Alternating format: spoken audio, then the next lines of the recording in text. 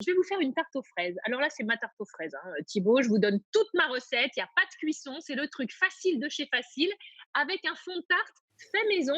Je ne sais pas si vous avez essayé d'acheter une pâte brisée ou une pâte feuilletée. Il n'y en a Ah, c'est plus en ce impossible en moment ce dans les moment. Ah bah, oui, supermarchés. Ah oui. voilà. Ouais, ouais. Parce qu'on cuisine plus, parce qu'on fait beaucoup de tartes, eh bien, je vais vous donner une petite solution. Faire une base de tarte avec des biscuits du placard, ce que vous avez.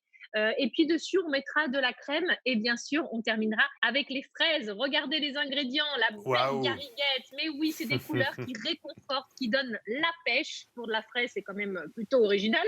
Vous allez avoir besoin de sucre glace avec de la crème liquide, du mascarpone. On fera donc notre fond de tarte avec des spéculoos, avec du Du beurre beurre. fondu et puis bien Mmh. évidemment quelques petits zestes de citron et des feuilles de menthe du jardin. Voilà, Vous du savez tout. rouge et Du du vert. Est-ce rouge. qu'on peut les petites collerettes vertes de fraises, on peut les récupérer pour en faire quelque chose ou On pas? peut les récupérer. Ce sera le tuto, l'astuce du jour parce qu'en cuisine, on ne jette rien, tout se transforme. Je vais vous faire une eau de fraise, c'est-à-dire une eau Ah ouais! préparée avec ses pédoncules. Vous aurez l'impression de boire, vous savez, la petite fraise, là, le petit bonbon, et bien tout pareil et zéro sucre ajouté. Pour cette recette, on va commencer par se défouler, on va écraser les spéculoos, les mélanger avec le beurre pour former le fond de notre tarte aux fraises. Alors vous pouvez utiliser un robot, hein, pourquoi pas, mais écoutez, moi j'aime bien quand il reste quelques petits morceaux, mais un robot ça va plus vite, ça c'est sûr. Ensuite, vous allez ajouter le beurre fondu. L'idée, c'est d'obtenir une texture un peu comme du sable mouillé, ce qui nous permettra ensuite de bien aplatir en fait cette préparation qui nous sert de fond de tarte. C'est très pratique.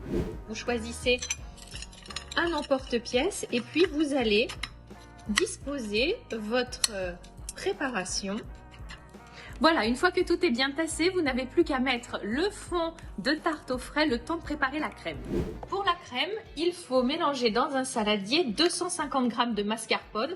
Alors écoutez, c'est pratique puisque ça correspond aux petites boîtes comme ça qui sont vendues dans le commerce. Donc on va travailler un petit peu cette matière en ajoutant des petits zestes de citron. Alors là, vous le voyez, on a quand même une texture qui est assez épaisse, donc du coup on la travaille bien, mais on va la détendre avec de la crème fleurette qu'on va monter en chantilly, on va mélanger les deux, et du coup ça va faire la crème de notre tarte aux fraises, ce sera la base. Pour monter une crème en chantilly, c'est très simple, vous la mettez dans votre robot, l'équivalent d'un bon verre, hein, soyez bien généreux, et puis elle va plus facilement monter si elle est bien fraîche, donc n'oubliez pas de la sortir au dernier moment du frais. Vous pouvez même placer la cuve de votre mixeur ainsi que le fouet au réfrigérateur, ça montera d'autant plus facilement. Quand la crème commence à être un peu ferme, et bien à ce moment-là, vous pouvez rajouter le sucre glace, environ 35 g de sucre glace, et on laisse le robot travailler. On va d'abord très généreusement mettre une bonne cuillère de la texture, voilà, la plus légère dans la première.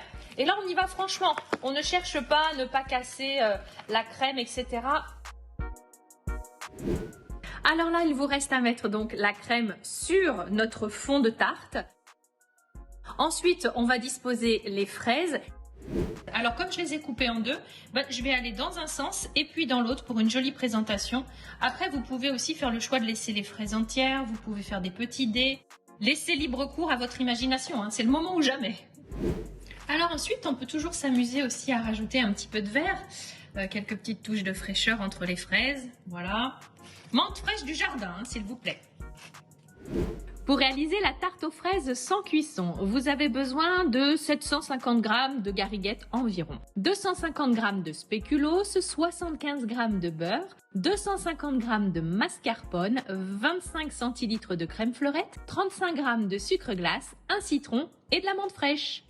J'avais voilà, envie de vous Oh là donner quelques là! petites astuces. Vous pouvez Ah là là! rajouter quelques petites pistaches concassées. Vous voyez toujours une petite Ah touche ouais. de couleur, ça va donner du croquant.